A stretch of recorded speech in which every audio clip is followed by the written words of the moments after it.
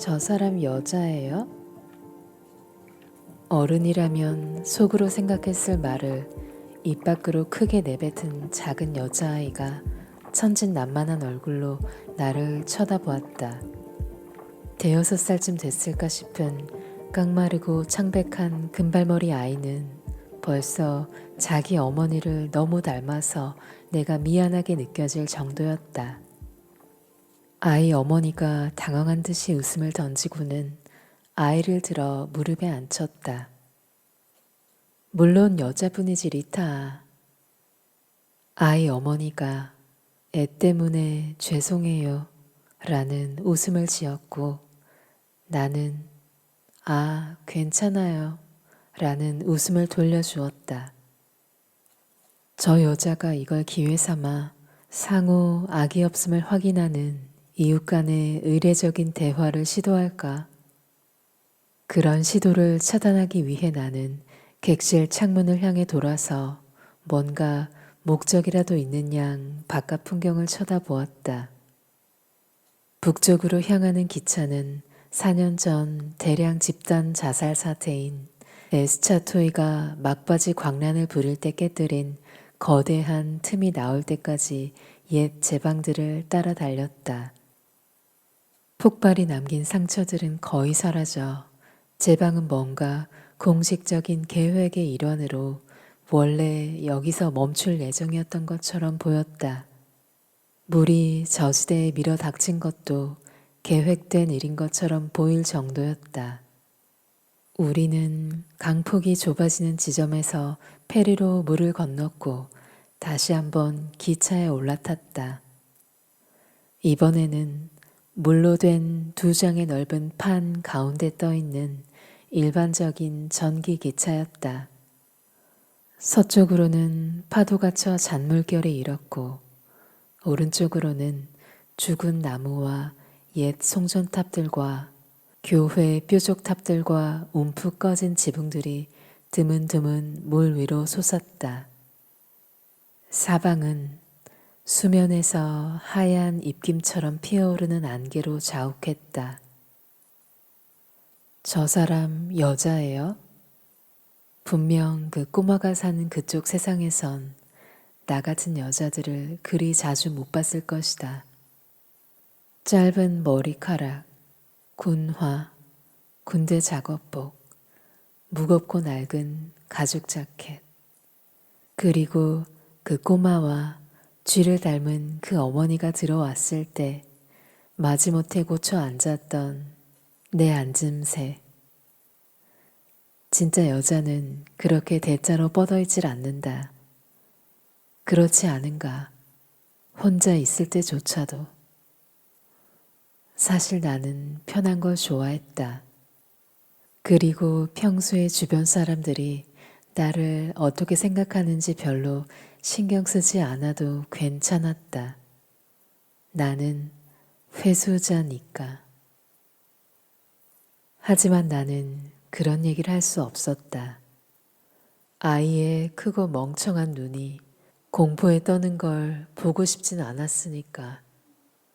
그래도 진짜로 살아있는 여자 아귀란 매일 볼 수 있는 구경거리가 아니었는데 내겐 아이에게 말할 수 없는 것들이 좀 있었다. 맞아, 나도 알고 있었다. 아이들에게 그런 말들 하는 거. 착하게 굴지 않으면 회수자가 와서 잡아간다. 네가 진짜 사람이 아니라고 말하면서 커다란 자루에 집어 넣을 거야. 사실을 말하자면 우리는 인간 표본들을 곧바로 큰 자루에 넣지 않는다. 식물과 작은 동물에 한해서만 그렇게 하지 큰 동물에겐 수면 상태에 있을 때 일단 추적 장치를 삽입하는 정도로 그친다.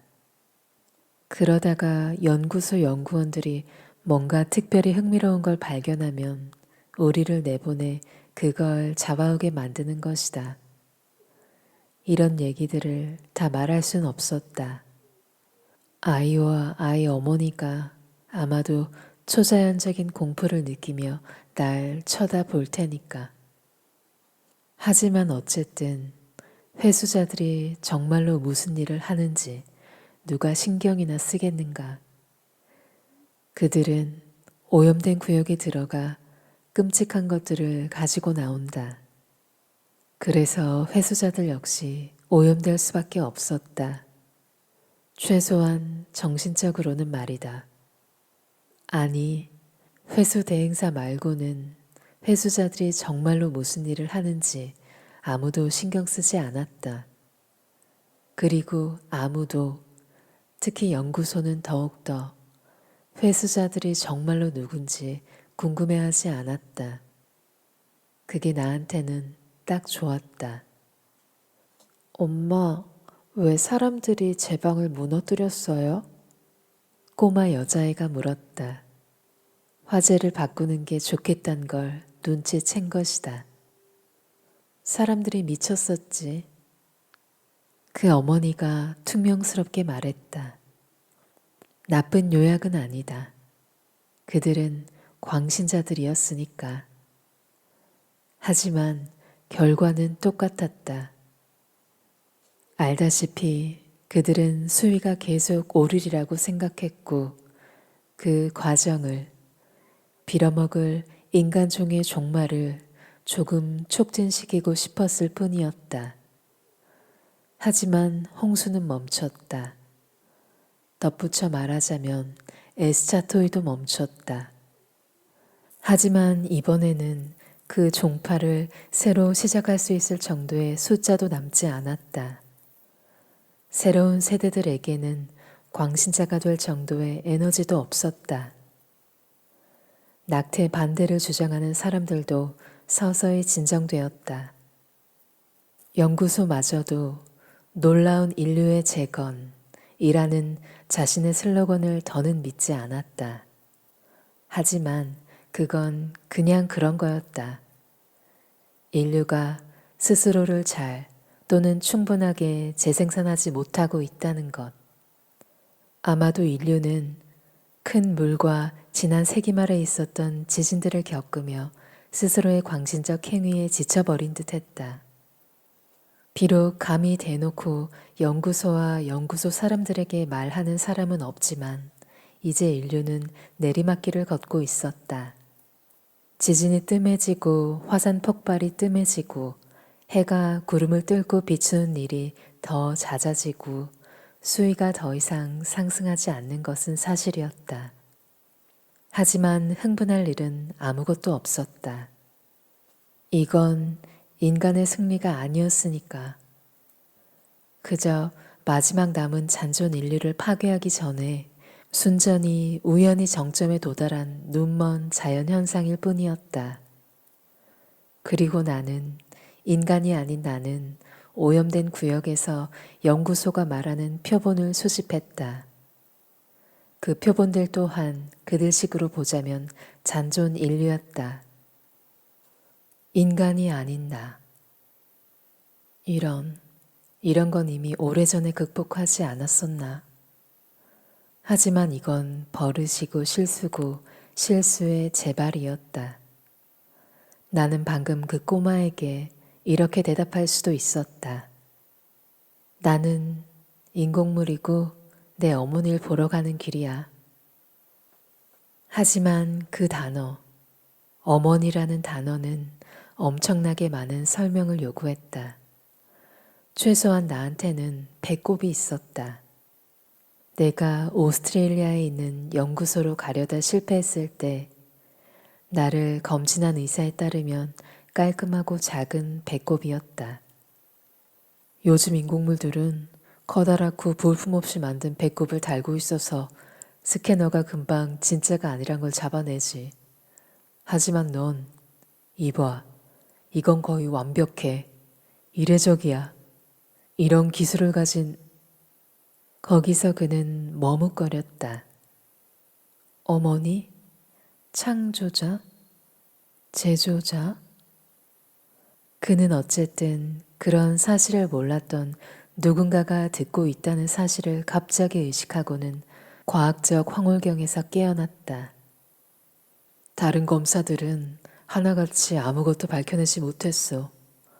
하지만 이 의료센터는 연구소와 관련돼 있고 예전엔 없던 새로운 탐지 방식들이 개발됐지.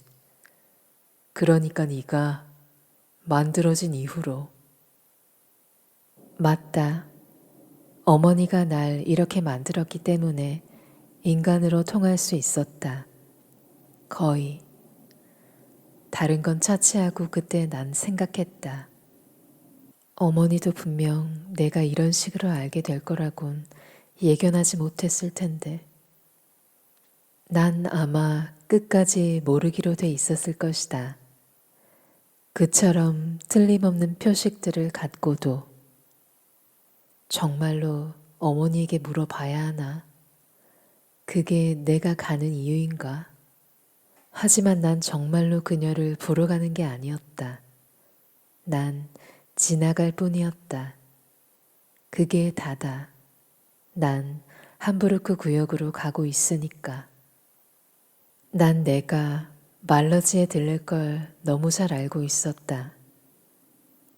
그렇지 않아? 아니야? 그렇다면 난 여전히 두려워하고 있나? 사실을 알았을 때 나는 두려움에 질려 모든 가능성을 버리고 배수진을 쳤다. 그리고 그 두려움 때문에 어머니에게 아무것도 묻지 않겠다고 맹세했다. 하지만 그건 단순히 두려움이 아니었다. 그건 생존의 문제였다. 의사의 폭로를 들은 뒤에 도망쳤던 건 그저 두려워서나 절망적이어서가 아니었다. 나는 바깥에서 날 기다리고 있는 이들을 보고 싶지 않았다. 릭은 아니었다. 특히 릭은 아니었다. 아니, 내가 정확하게 기억한다면 15년 전에 나는 분노하고 있었고 지금도 여전히 그렇다. 거칠고 거대한 분노. 내 결점을 채워주는 분노. 분명 내가 의료센터에서 나오자마자 콜리브리 공원으로 향한 건 그 때문일 것이다. 내가 처음으로 걷는 사람을 본 곳이 거기였다. 콜리브리 공원. 처음 거기에 간 사람은 누구나 왜 그곳이 동산공원이라 불리지 않는지 의아해했다. 물론 중앙 잔디밭 한가운데 투명한 돔이 있고 안에는 진동하는 날개로 여기저기 날아다니는 벌새들이 있는 작은 정글이 있지만 사람들이 정말로 보는 건 동상들이었다. 동상이 어디에나 있었다. 오솔길을 따라서도 있고 잔디밭에도 있고 믿거나 말거나지만 숲속에도 있었다. 나는 애인인 릭과 세상 물정에 밝은 전형적인 도시 아이로 소도시 얼간이들에게 한 수 가르쳐 주고 나는 예프게니와 함께 처음 그곳에 갔었다. 난 16이었고 바이블랑카에 간 지 채 한 달도 되지 않았을 때였다. 난 케렌스 대학의 가장 어린 장학생 중 한 명이었고 장차 연구소의 장식품이 될 학생이었다. 돌아갈 길을 없애버리고 둥지를 떠난 풋내기. 말하자면 그랬다. 그리고 나와 애인 주변으로 유라프리카의 수도 바이블랑카의 경이들이 펼쳐졌다.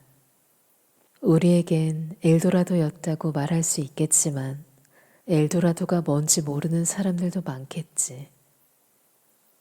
예프게니가 지나치는 사람들 가운데서 천천히 아주 천천히 움직이는 남자인 걷는 사람을 가리켰다. 그는 키가 컸고 잘생겼다고 볼 수도 있었다. 그의 태도에는 그의 키만큼이나 인상적인 뭔가가 있었다. 하지만 그는 내키지 않는 듯이 걷고 있어서 그걸 산책이라고 부를 수 있을까 싶을 정도였다.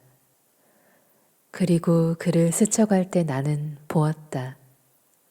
그 멍한 얼굴, 아주 먼 곳을 바라보는 것 같은 그 눈, 어쩌면 슬픈 듯, 어쩌면 그저 비어 있는 듯. 그는 거의 10년을 매일 이렇게 걷고 있다고 예프게니가 말했다. 늙은 남자들이 종종 하는 그런 종류의 일. 그런 거였다. 그는 늙은 남자처럼 걸었다. 하지만 그렇게 나이 들어 보이진 않아서 겨우 30이나 됐을까 싶었다. 그는 절대 어리지 않아. 예프게니가 말했다. 그는 인공물이야. 듣도 보도 못한 단어였다. 내 어머니는 대체 어떻게 그렇게 했을까? 적어도 릭만큼은 나처럼 멍청한 것 같았다. 예프게니는 희희낙낙했다. 인공물이라고, 유기적 인공체. 사람이 만든 거. 분명 저런 게 말러지나 브로닝 길거리에 싸돌아다닐 것 같진 않지만 이것도 그다지 싸돌아다니는 것 같진 않은데. 릭이 지적했다. 예프게니가 짐짓 겸손한 척 미소를 지었다. 이 인공물은 한계에 다다랐어. 다 소진돼서 거의 끝났어. 그는 우리를 몰아 걷는 사람을 지나치게 한 다음 중앙 잔디밭을 바라보는 긴 벤치에 앉혀서는 자세하게 설명하기 시작했다. 요즘에는 저런 인공물들을 많이 만들지 않는다. 유행이 한물 지났다. 그리고 사건들이 있었다. 인공물들이 아주 활동적이던 시기에는 다들 걷는 사람보다 훨씬 활발했다. 사실 아주 활발했다. 그리고 그들이 인공물이란 걸 모두가 알아차리진 못했다. 심지어 인공물 스스로도.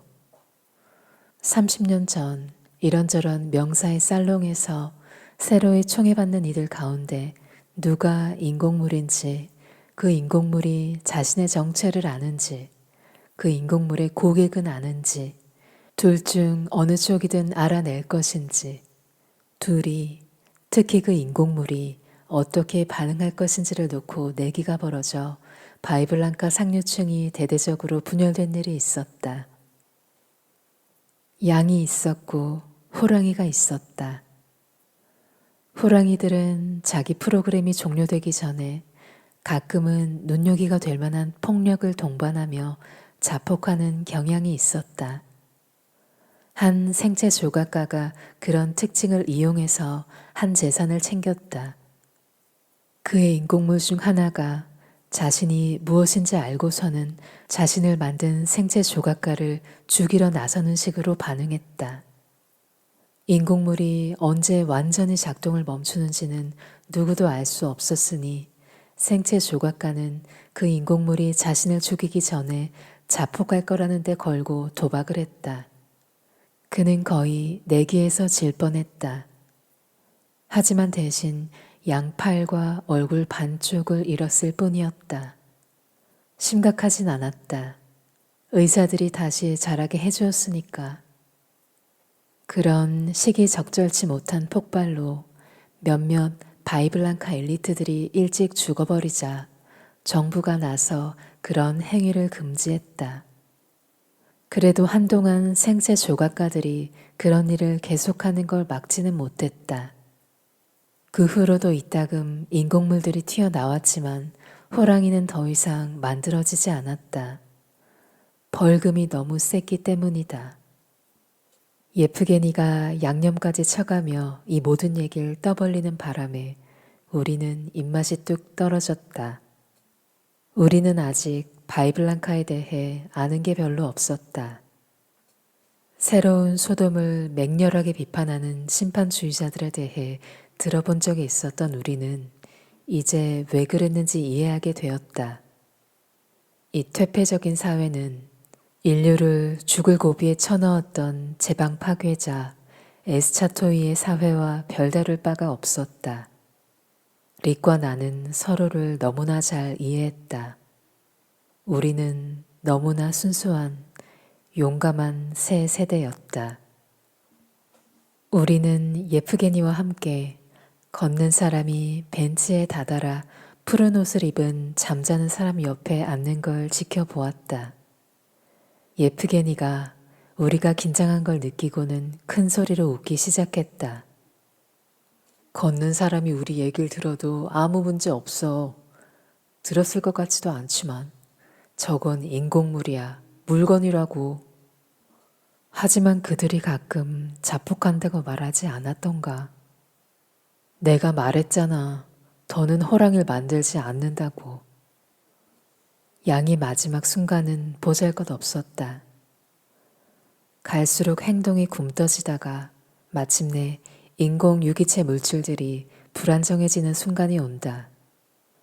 그러면 인공물들은 증발하거나 아니면 예프게니가 말을 하면서 일어서더니 푸른 옷을 입은 잠자는 사람에게 다가갔다.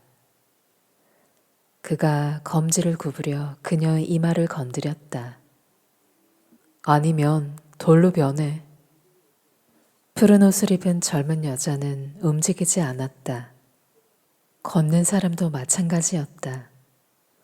그는 아무것도 보지도 듣지도 못한 것 같았다. 그는 자는 사람을 응시했다. 예프게니가 숨도 제대로 못 쉬며 우리에게 돌아와 하던 말을 맺었다. 그리고 사람들이 저 둘을 뭐라고 부르는지 알아? 트리스탄과 이졸데. 그는 웃느라 거의 죽을 지경이었다. 그는 아마도 이후로 왜 우리가 체계적으로 그를 피했는지 전혀 이해하지 못했을 것이다. 릭과 나는 최소한의 도덕성은 가지고 있었다. 소도시 얼뜨기들이 바이블랑가 사람들보다 더 좋은 가정교육을 받았던 것이다. 잘 생각해보면 내가 그녀를, 내 어머니를 그렇게 많이 닮지 않았더라면 아마 아무 일도 일어나지 않았을 것이다. 아니면 적어도 이런 식의 일은. 하지만 물론 난 어머니를 닮았다. 신체적으로는 아니었지만 성격이 그랬다. 전형적인 쇠고집들이었다. 우리의 화해는 우리의 반목만큼이나 격렬했다. 우리는 굉장히 즐거운 시간을 보냈다. 둘이서 말이다. 그녀는 내게 정말 이상하게 짝이 없는 얘기들을 들려줬었다. 그녀는 모든 걸 알고 있었고 모든 걸 할 줄 알았다. 나는 확신했다. 그리고 그건 사실이었다. 남자는 필요 없었다. 그리고 솔직하고자 애쓰는 그녀의 노력에도 불구하고 나는 그녀 내부 어딘가에 아주 깊은 곳에 있는 상처를, 씁쓸함을 뚜렷하게 감지했다. 우리는 바닷가에 있는 큰 집에서 행복하게 살았다. 그녀가 모든 것을 돌봤다. 수업과 요리와 이런저런 집안 수리와 내가 어린 시절 가지고 놀던 천과 나무와 온갖 것으로 만든 그 장난감들까지. 그러니까 타이코 오로가츠는 취미로 조각을 하는 여류 조각가였다. 나는 지금도 표범처럼 팔꿈치까지 심지어 얼굴에까지 진흙을 바른 채 점토 덩어리를 돌리며 일본어로 혼잣말하던 그녀 모습이 눈에 선하다. 물론 나는 전혀 이해하지 못했다. 나는 그게 마술 주문이라고 생각했다. 그녀는 결연하게 자신의 모국어를 고수했지만 나에게 가르쳐 준 적은 없었다. 그녀가 발도 디뎌본 적 없는 일본의 문물 중에서 그녀가 고수하는 건 그게 다였다. 그녀의 조상들은 큰 물과 마지막 침몰이 있기 훨씬 이전에 이민을 왔다. 심지어 그녀는 눈꼬리조차 치켜 올라가지 않았다. 하지만 그때의 내 기억들을 시시콜콜하게 얘기하진 않을 것이다. 어쩌면 거짓말일 수도 있으니까. 그것들은 진짜 기억일까? 아니면 이식된 기억일까? 나는 모르겠다. 하지만 그 기억들이 이식된 것이라 해도 그녀가 그런 식으로 그 기억들을 원했던 건 틀림없다. 어쨌든 그 기억들이 그녀에 대해서 뭔가를 알려주는 건 분명하다. 나는 그녀의 잘못들과 그녀의 지독한 실용성과 그녀의 조바심과 우리의 지루하고도 논리적인 논쟁들과 그 논쟁들이 이건 이렇게 해. 너도 나중에는 이해하게 될 거야. 라며 그녀가 갑자기 제멋대로 내린 결정에 굴복했던 일들 또한 기억하니까 내 사춘기 때 불만들도 전형적이었다. 또 다른 일련의 이식된 기억일까? 그녀에게 물어보지 않고서는 알아낼 수 없다. 내가 정말로 사춘기의 위기를 난 엄마의 삶이 아니라 내 삶을 살고 싶어 하는 시기를 겪었을까? 아니면 그냥 문을 쾅 닫고 나왔다고 생각만 하는 걸까? 그러나 지금 돌아보면 사실은 둘이 같은 게 아닐까?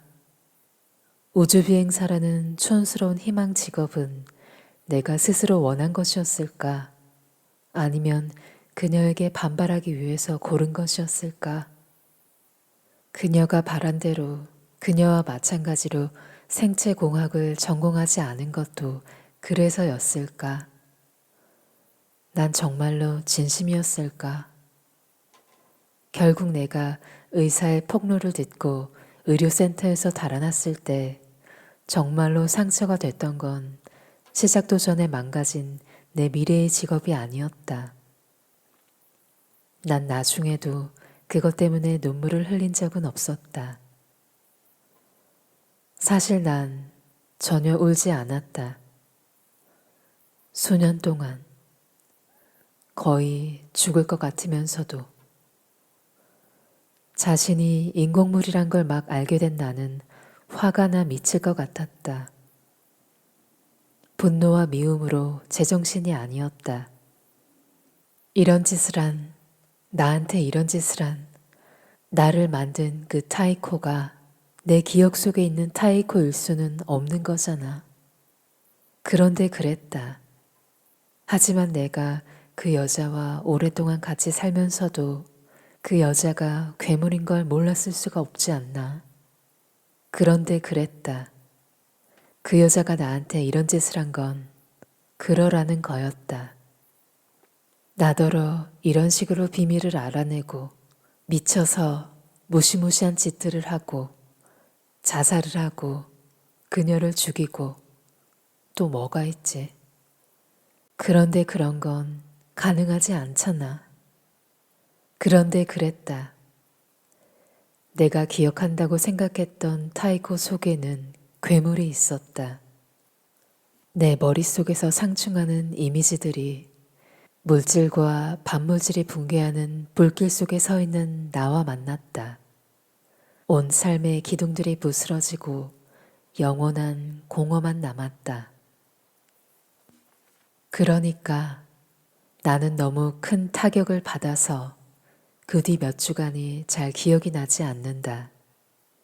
나는 문명화된 바이블랑카의 표면 밑으로 비인간의 해저 해류 속으로 깊숙이 떨어졌다. 나는 신분카드를 소각로에 던져버렸다. 케렌스 대학이, 그리고 연구소가, 그리고 전 세계의 데이터 뱅크가 아는 한 나는 사라졌다. 그리고 일단 숨 쉬는 것만 포기하면 물 밑에서 사는 건 엄청나게 쉬운 일이었다. 해류는 빠르거나 차갑지 않았다.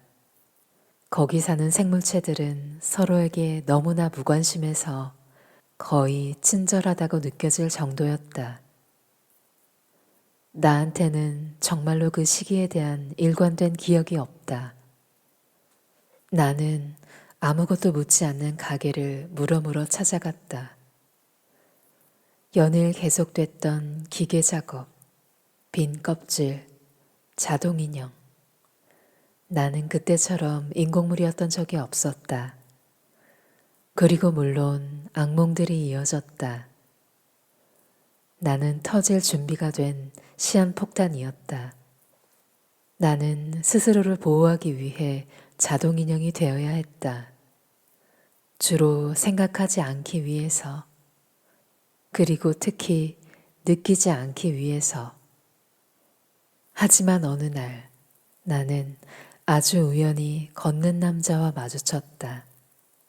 그로부터 몇 주간 나는 끔찍한 매혹에 사로잡힌 채 그의 주위를 맴돌았다. 그는 점점 더 천천히 걸었다. 지나치는 사람들이, 그가 무엇인지 이해하지 못하는 사람들이 그를 돌아보았다. 그리고 그때 일이 일어났다. 환한 대낮이었다. 나는 그가 시간 거품 속에 떠 있는 것처럼 너무나 천천히 걸으며 산책하는 걸 지켜보았다. 그가 보통 산책하는 시간이 아니었다. 그리고 그의 표정에는 뭔가가 있었다. 뭐랄까, 서두르는 것 같은? 나는 그를 따라 땡볕 속에서 무심하게 자는 사람이 있는 콜리브리 공원에 갔다. 걷는 사람은 벤치 옆에 멈춰서 도저히 가능할 것 같지 않은 느린 움직임으로 미동도 없는 여자 옆에 앉기 시작했다. 하지만 이번에는 그냥 앉지만은 않았다. 그는 그녀 쪽으로 몸을 구부리고는 잠자는 사람의 머리를 받친 팔의 구부러진 부분에 자기 머리를 놓았다. 그는 눈을 감고 움직이지 않았다. 그리고 그를 따라다니던 여자는 이제 마지막 목적지에 다다른 걷는 남자 옆에 앉아 그의 살이 돌이 되어가는 걸 지켜보았다. 그건 그의 가장 깊은 존재에서 떠오르는, 그의 피부 표면으로 떠올라서는 감지할 수 없이 굳어가는 느리고도 궁극적인 떨림이었다.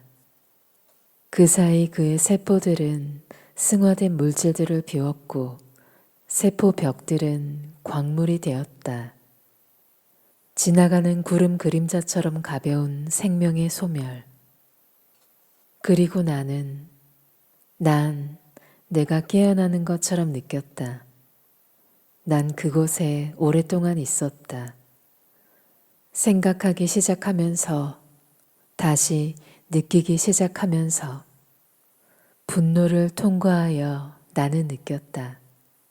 아니, 평화는 아니었지만 어떤 결심을, 어떤 확신을, 어떤 희미한 감정을. 나는 내게 예정된 마지막이 어떤 것인지, 폭발일지 화석화일지 알지 못하지만 어쨌든 감당할 수 있으리라는 사실을 알게 되었다. 길게 보자면 그렇게 끔찍한 일은 아니었다. 증상이 확실하면서도 동시에 기묘하게 불확실한 질병 같았다. 그런 증상이 생길 거라고 알고 있지만 언제 어떻게 생길지는 모르는 병 말이다. 많은 인간이 그렇게 산다. 나라고 못할 게 뭐람. 그래, 놀람이 첫 감정이었다. 복수라는 생각은 나중에야 들었다. 때가 되기 전에 죽어서 어머니를 기쁘게 하진 않을 거야. 나는 그녀를 위해 그런 의식을 거행하지 않을 것이다. 나는 나 자신을 볼거리로 만들지 않을 것이다. 하지만 나는 여전히 회수자로 입대할 정도의 쇼맨십은 가지고 있었다. 아니다. 한 사람의 지난 행적을 완전히 지워버릴 수 있는 두 가지 길이 있었다.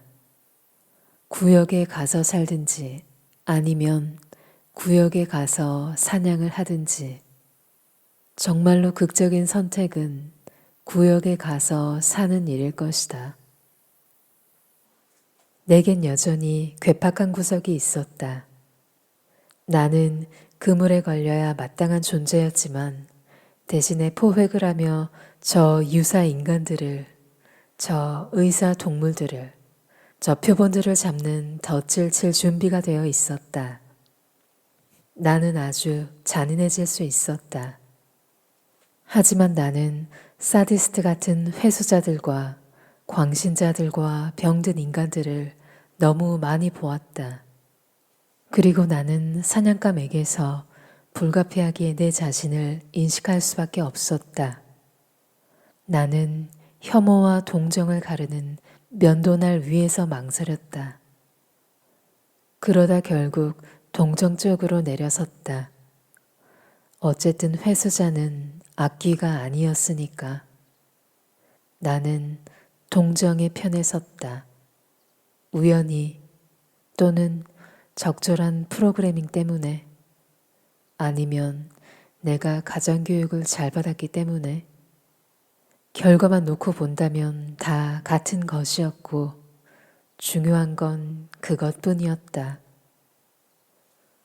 브루투스가 생각한 것도 그것이었다. 그에게 중요한 유일한 결과는 내가 덫을 열어 그를 내보내줬다는 것뿐이었다. 브루투스. 그때는 신종 한센병이 그의 얼굴에만 영향을 미쳐 사자의 주둥이를 달아주었기 때문에 그는 스스로를 그렇게 불렀다. 아닌 게 아니라 그는 상당히 잘생겼다.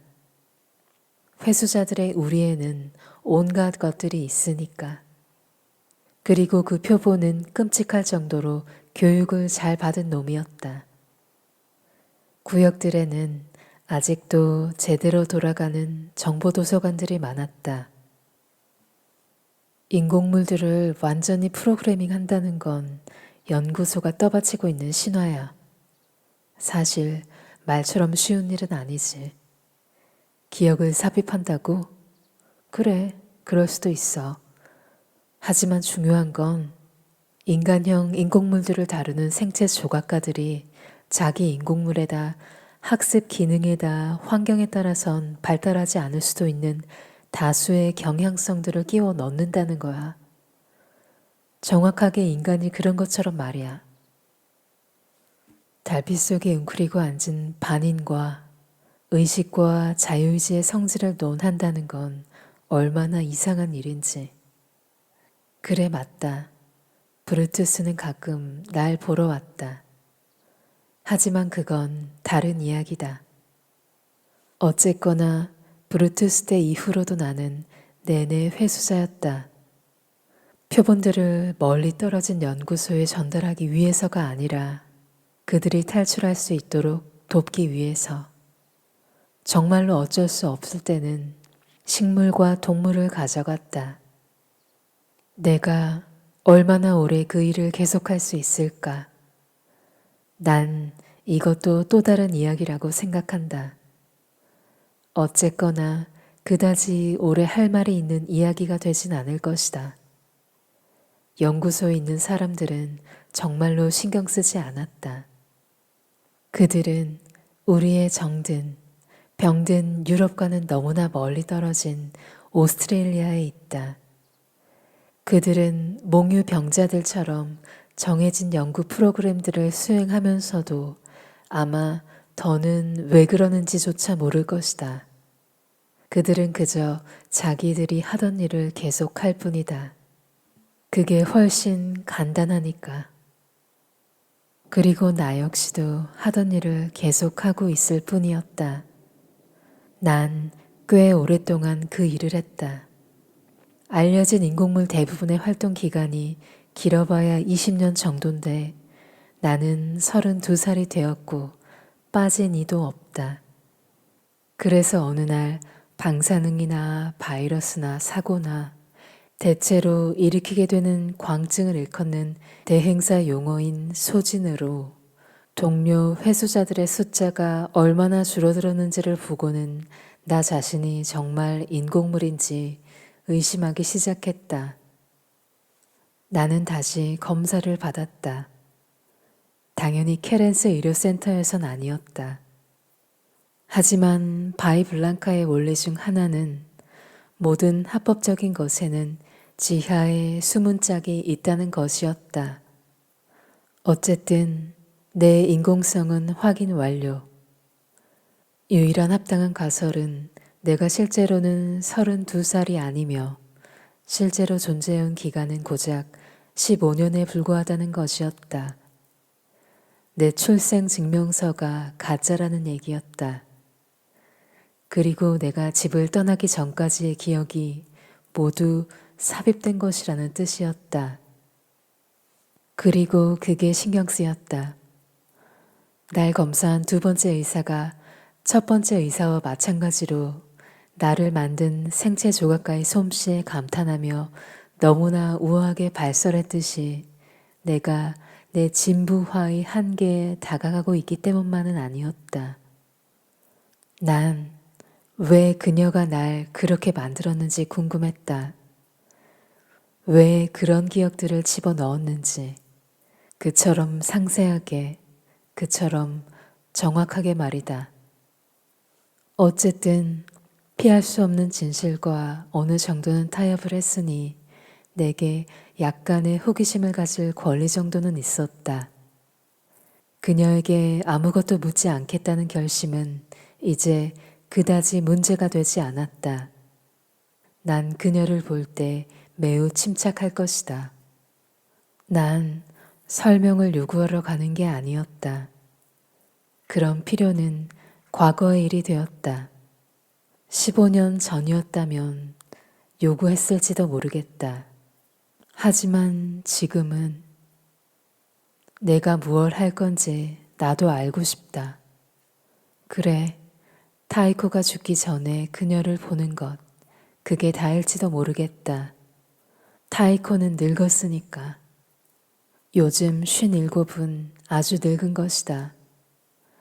요즘 아이들은 아마 그렇게 오래 살지도 못할 것이다. 인간들의 평균 수명은 60도 안 되는데 그마저 계속 짧아지고 있다. 타이코를 보고 타이코에게 날 보여주기.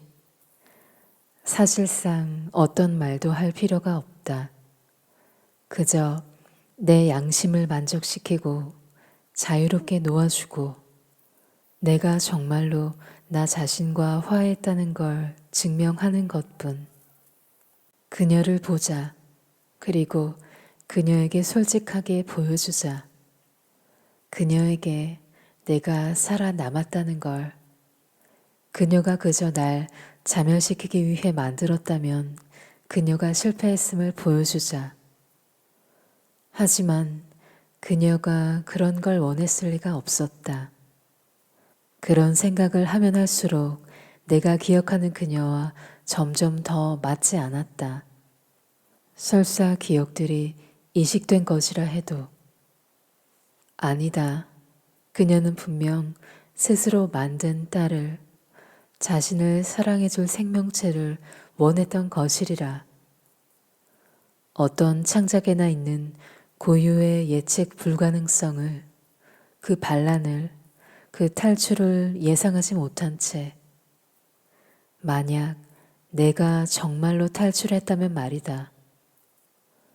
하지만 이것 역시도 의사 기억이라면 대체 이건 무엇을 의미한단 말인가? 나는 보통 여행할 때마다 뭔가 읽을 거리나 들을 음악을 챙긴다.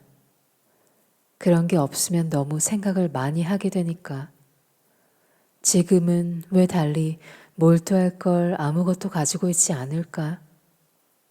북쪽으로, 과거로 가는 길에 주위가 산만해지고 싶지 않아서였을까? 아마도 주입되었을 기억을 놓고 향수에 빠져 있기 때문일까? 식당 칸으로 가서 뭔가 마시는 게 좋을지도 몰랐다. 이렇게 계속 추측만 하며 있을 이유가 없었으니까. 난 물어볼 거고 그녀에게 설명할 것이다. 분명 그런 일을 하는 사람들은 설명을 하고 싶어 하니까. 이처럼 시간이 다 지나고 나서도 나는 타이코 오로가치가 여전히 살아있다는 걸 미리 확인해 뒀다. 조심스럽게. 물론 집에 전화를 걸거나 하진 않았다. 정말로 거기에 가는 게 무슨 의미가 있을까? 이건 어쩌면 또 다른 종류의 두려움을, 내게 부족한 뭔가가 있다는 사실을 인정하는 짓일지도 몰랐다. 그녀가 왜 나를 이렇게 만들었는지 정말로 알아야 할 필요가 있을까?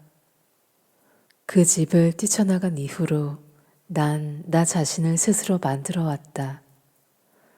하지만 어쨌든 난 함부르크 구역으로 가고 있다. 중간에 멈출 의무는 없다. 드디어 기차가 멈춰섰다. 말러지였다. 나는 거기서 내렸다.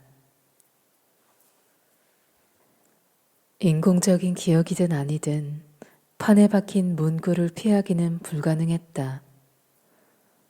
홍수처럼 밀려오는 기억들, 변했지만 변하지 않은 풍경들.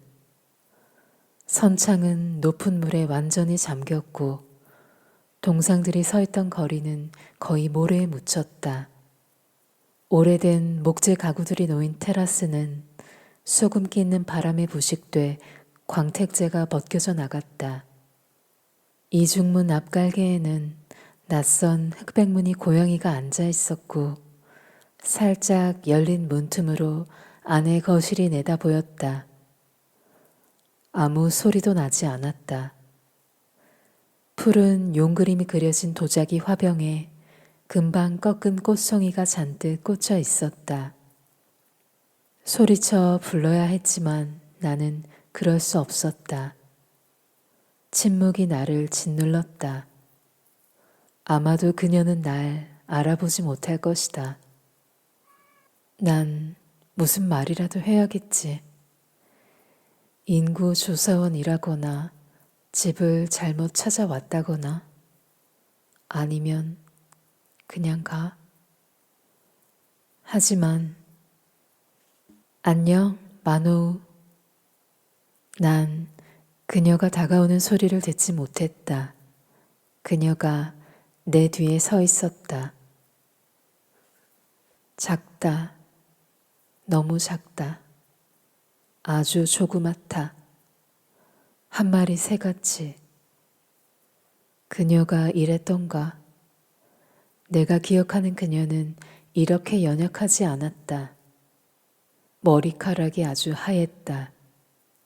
마구 헝클어진 걸 보니 오후 낮잠이라도 자고 있었던 모양이었다. 주름살, 늘어진 볼, 턱, 눈꺼풀. 그래도 그녀의 이목구비는 정오라도 된 것처럼 이전보다 더 맑아 보였다. 그리고 그 눈. 크고 검고 촉촉하고 생기 넘치는 그 눈은 변하지 않았다. 생각해봐. 그녀는 날 알아봤어.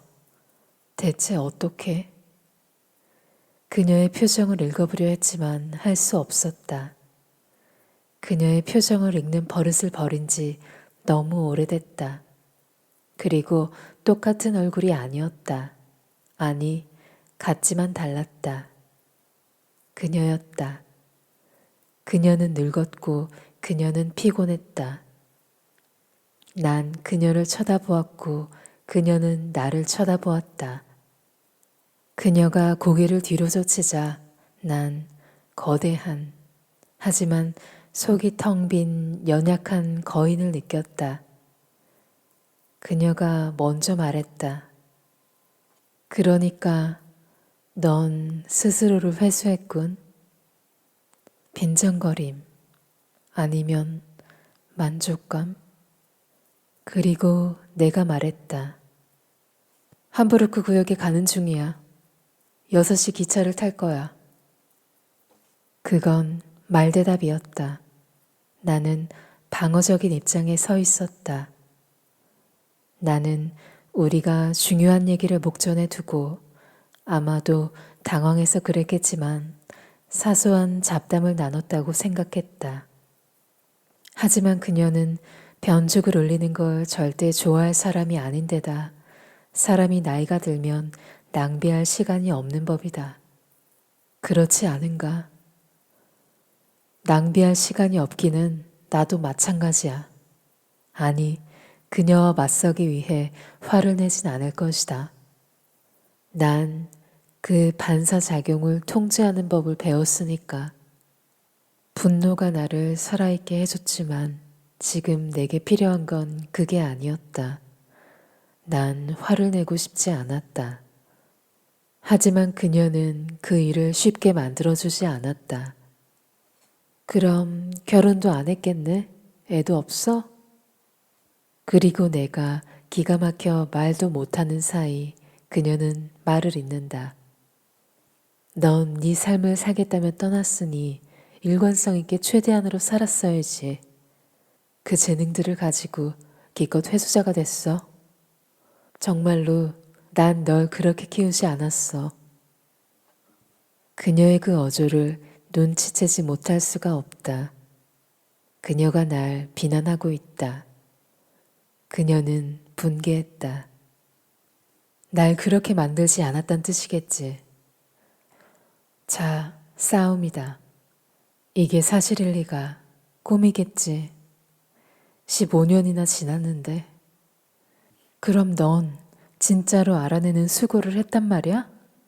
조금만 더 수고했다면 인공물들이 반드시 불임일 필요가 없다는 것도 알았을 텐데. 맞아. 연구소가 관련된 자료는 묻어버리긴 했어. 하지만 조금만 노력하면 내가 널 완벽하게 정상으로 만들려고 그 고생을 했던 걸 생각하면 난 냉정해졌다. 갑자기 어느 지점에서 난 문턱을 넘었고 일단 그것을 넘고 나자 의심스러울 정도로 차분해졌다. 이게 타이코야. 여신이 아니고 괴물도 아니야. 그냥 자신의 한계와 자신의 선의와 자신의 무지를 끌어안고 자신의 길을 시작한 여자. 난 나 자신이 거의 공손하다 싶은 말투로 말하는 걸 들었다. 그래도 난 배꼽 검사에서 걸렸어. 분명 그녀도 나와 똑같은 시점에 나와 똑같은 방향으로 나름의 문턱을 넘은 게 틀림없었다. 그녀가 한숨을 쉬었다. 내가 너한테 얘기를 해야 했어. 네가 어릴 때. 하지만 난 계속 미루기만 했지. 그러다 너무 늦어버렸어. 넌 한창 저 끔찍한 10대 시절을 지나는 중이었고 난 성질을 냈지. 그때 너한테 얘기할 순 없었어.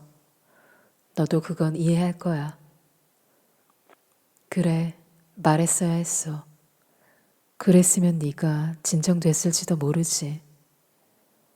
네가 떠났을 때 난 너무 화가 났어. 전화라도 한 통, 편지라도 한 장 올 줄 알았다고. 난 스스로에게 말했지. 적어도 연구소는 그의 정체를 알아내지 못할 거야. 그리고 실상 그들은 아무것도 몰라. 케렌스 대학의 의사가 전화했어. 사실 좋은 사람이었어. 그는 아무 말도 하지 않았으니까. 넌 흔적 없이 사라진 명석한 학생이었지. 그거 알아? 날 위로했다니까? 그 케렌스 대학과 연구소가. 그 후로 난 널 찾으려고 애썼어. 이 고집불통 같으니 왜 나한테 연락하지 않았어? 비난받는 쪽이 나라니 대체 어찌해야 저걸 깬단 말인가? 나는 그녀를 노려보았다. 그리고 갑자기 견딜 수가 없어졌다. 나는 웃음을 터뜨렸다. 그녀도 마찬가지였다. 그렇게나 시간을 보내고도 우리는 여전히 똑같았다. 하지만 넌 왔어. 어쨌거나 마침 제때에. 그러고 긴 침묵이 흘렀다. 부끄러워서, 생각에 잠겨서. 그녀는 생각에 잠겼다. 넌 시도해 봐야 돼. 아이 가지는 거. 성공한다는 보장은 없지만 상당히 가능성이 커. 정말로 시도해 본 적 없어? 대체 자기가 무슨 말을 하는지 알기는 하는 거야. 그동안 아무도 없었던 거야? 릭이 있었지. 첫 번째로. 그리고 다른 몇 명.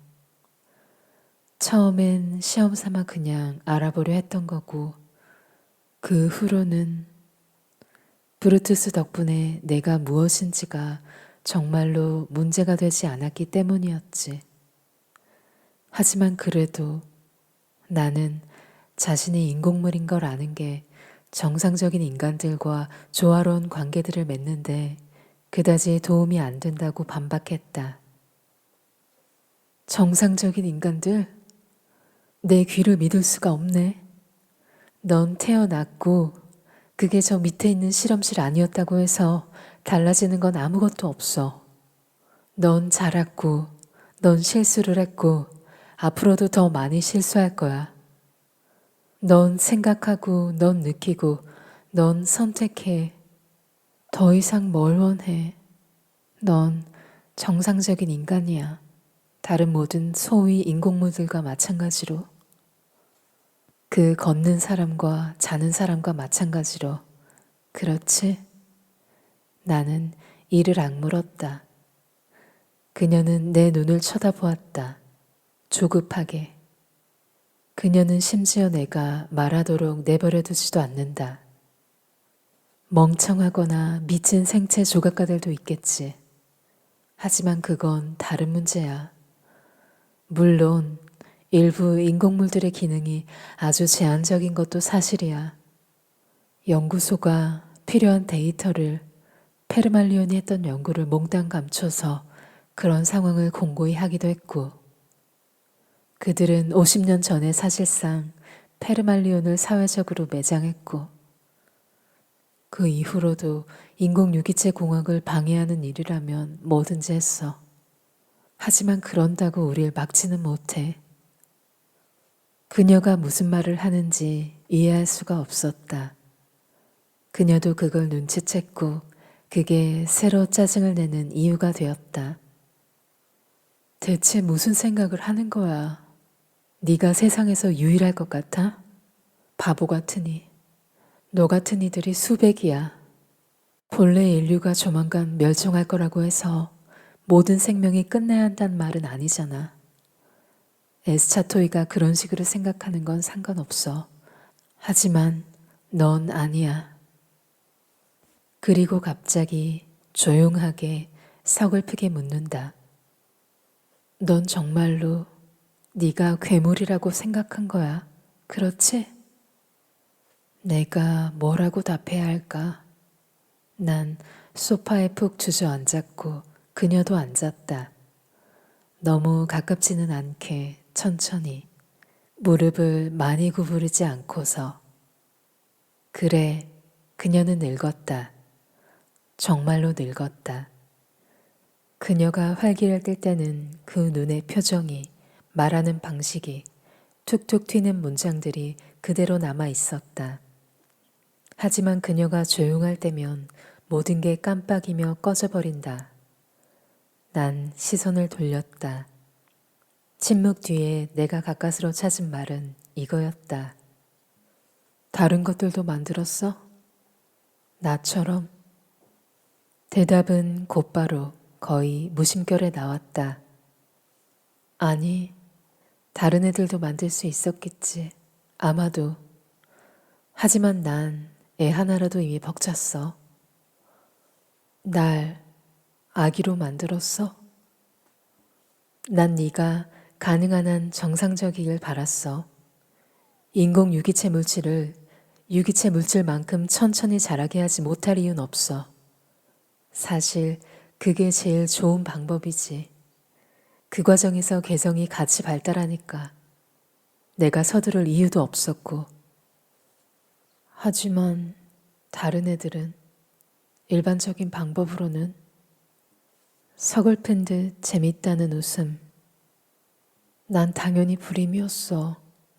다른 말로 하자면 내 염색체가 너무 손상돼서 보통의 방식으론 아이를 갖는 시도조차 생각해 볼 수 없었다고 하는 편이 더 맞겠지. 하지만 넌 우리보다 훨씬 저항력이 강해. 인공 유기체 공학의 미덕이 자연의 기초에 그걸 개선할 수 있단 거지. 위험한 일이기도 해. 하지만 길게 봤을 때 그건 너에게 우리보다 이 세계에 더 잘 적응할 기회를 줄 수 있다는 의미였어. 너 그거 기억해? 넌 어릴 때 한 번도 아픈 적이 없었어. 그리고 나는 여전히 아주 빨리 낫는다. 아, 그래.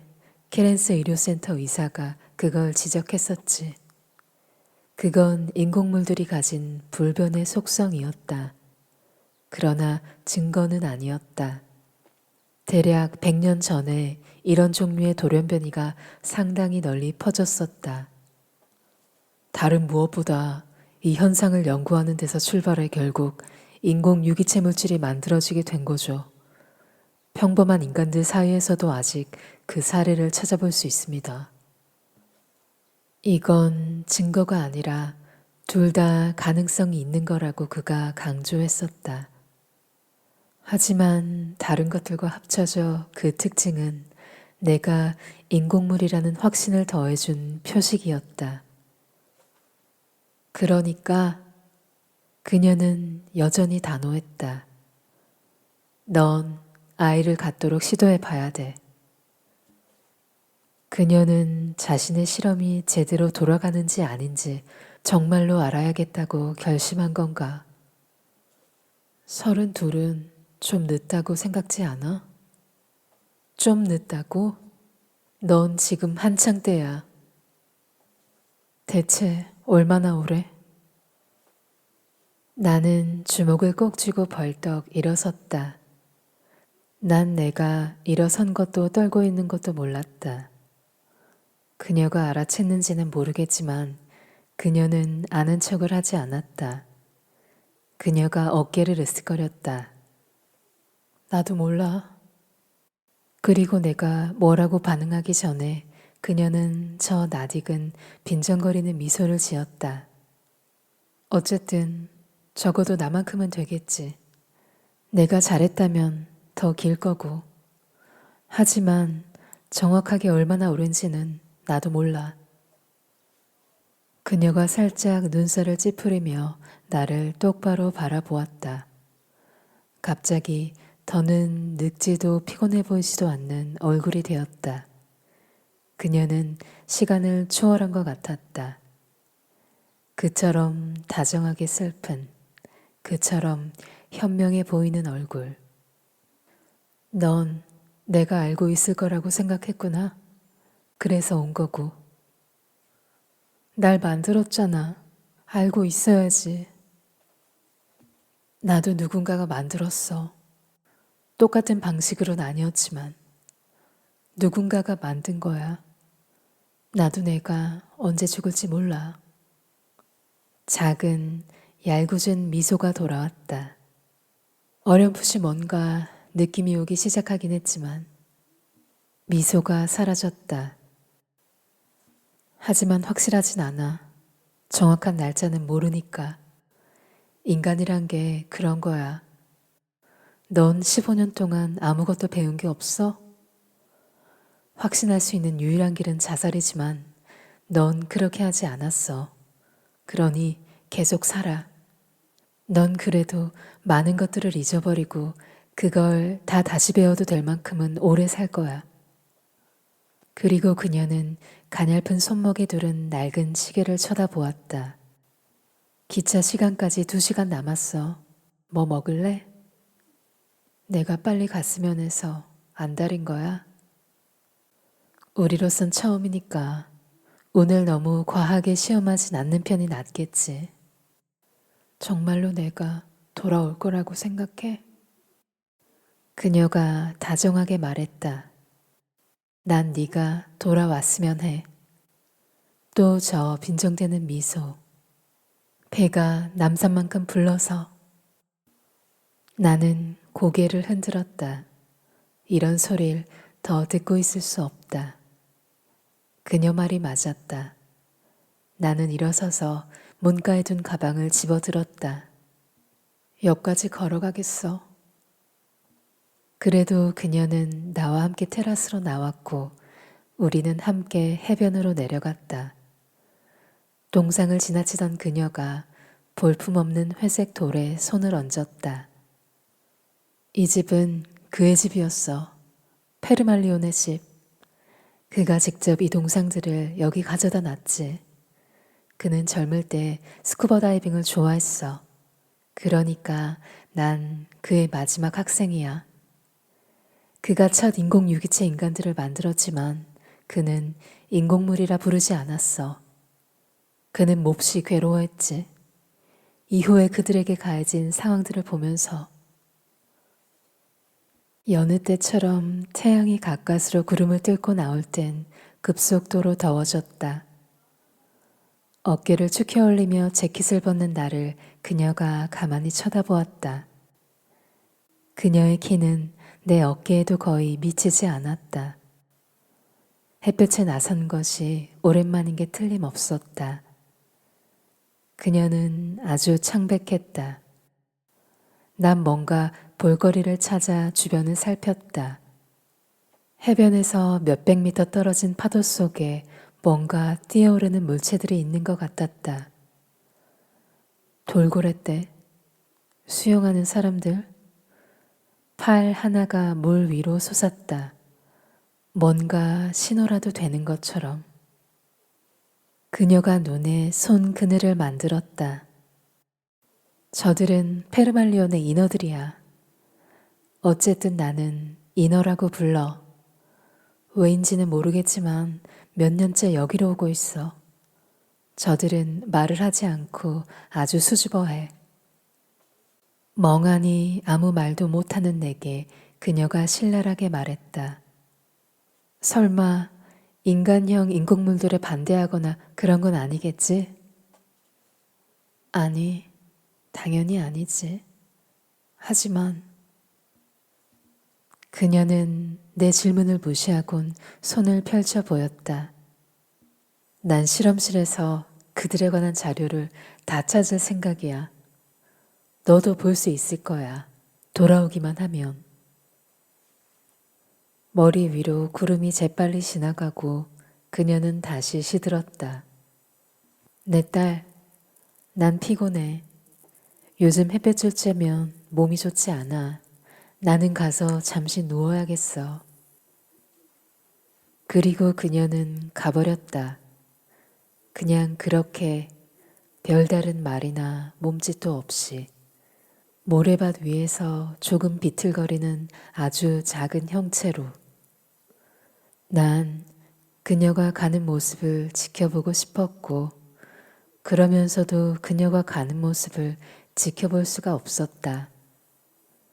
마치 이것이 마지막이라는 듯이 아마도 이것이 마지막이기 때문에 그리고 내 딸이라는 말이 내 가슴 어딘가에 이미 자리를 잡았기 때문에 그 말은 내 갈비뼈를 밀어내며 자랐고 그 압력이 너무 강해져서 나는 옷을 벗고 미지근한 녹색 물속으로 뛰어들었다. 나는 그 바다 생물체들을 향해 헤엄을 치다 처음에 폭발했던 에너지가 고갈되자 물 위에 누워서 집 쪽을 바라보았다. 아주 작은 형체가 테라스에 멈춰 서 있었다. 나는 손을 흔들었고 나는 소리쳤다. 엄마, 나 돌아올게. 나는 웃음을 터뜨렸고 내 눈물은 바다에 섞여 들었다.